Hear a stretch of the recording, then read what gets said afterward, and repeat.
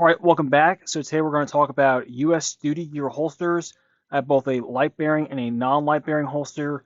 We'll kind of compare and contrast these to the Safariland duty holsters. That's kind of their main competitor. My understanding is that U.S. duty gear is essentially a bunch of guys that used to work over at Safariland. They're making a very comparable product.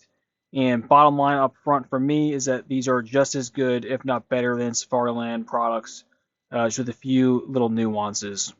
So this is a light bearing, red dot capable 2011 holster. So it fits this Surefire X300. It fits a 5-inch gun.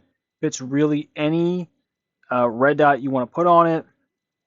Comes in a very similar belt platform as a Safariland. It has a little more offset, so it's kind of built out thicker, so the pistol is further out from your waist than the stock Safariland belt adapter, the UBL. One thing I would knock US Duty Gear on is that there's no cant adjustment on this. So the new UBLs from Safariland, they have kind of that open slot to adjust cant, and that's why I have this holster attached to a Safariland UBL. Obviously, from that example, you can tell these are compatible with all the Safariland stuff. So I could take this, put it on a QLS fork, and go right into the Safariland ecosystem. So that's great.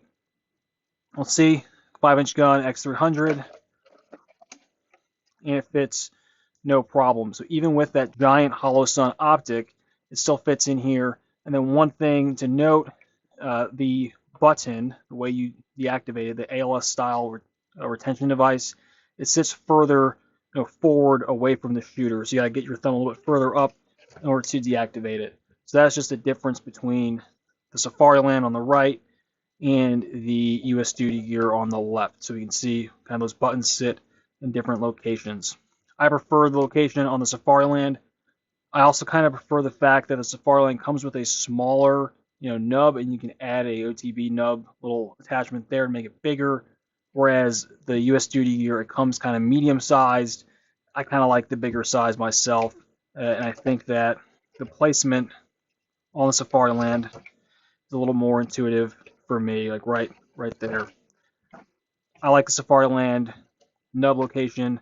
However, I'll say this: going right to the US Duty Gear holster, using it in a match, it was fine. It was not an issue. I wasn't killed in the streets or anything like that. Overall build, I think the quality of it is very, very comparable, if not better. One thing to note, though, I do have an issue with how the pistol sits in the holster. So we'll see in our non-light bearing model, when it locks in, there's a little bit of trigger exposed. So hypothetically, you could go off safe and get something in there and get enough finger and drop that hammer. So that's kind of a problem in my mind. I don't think that's an ideal design. Like, I understand they want you to get as high grip as possible, that master grip in the holster, but we could just get a little more plastic up there and kind of protect that trigger. Okay, and on the light bearing holster, because the light is so wide, that issue is even more apparent. So I can get my whole finger in there without moving the gun at all. Now let's look at Safariland. On Safariland, it's a little bit tighter. It takes a little bit more effort to get my finger in there, but still the problem remains. So this is something to just understand with a light bearing holster, because it's wider. It's a little bit open, the trigger guard. Not a big deal, but with the non-light bearing, we got to build that up a little bit, I think, at least, and cover some more of that trigger. So those issues with kind of the trigger being exposed out of the holster, that's nothing new from these kind of holsters. It's something to be aware of. I think they could have made a better attempt at bringing this up in the non-light bearing holster. Overall, though, retention's great. Fit, finish, construction, all that's really, really good. Like, I like these US Duty Gear holsters. I'll probably buy some of them instead of the Safarilands. I think they seem a little bit more robust. Right? There's nothing exposed. There's no mechanism out there. Very, very well built. But just understand you're getting a duty holster that is imperfect, like all things are. The other angle here is that this platform, on your leg all day, not very comfortable.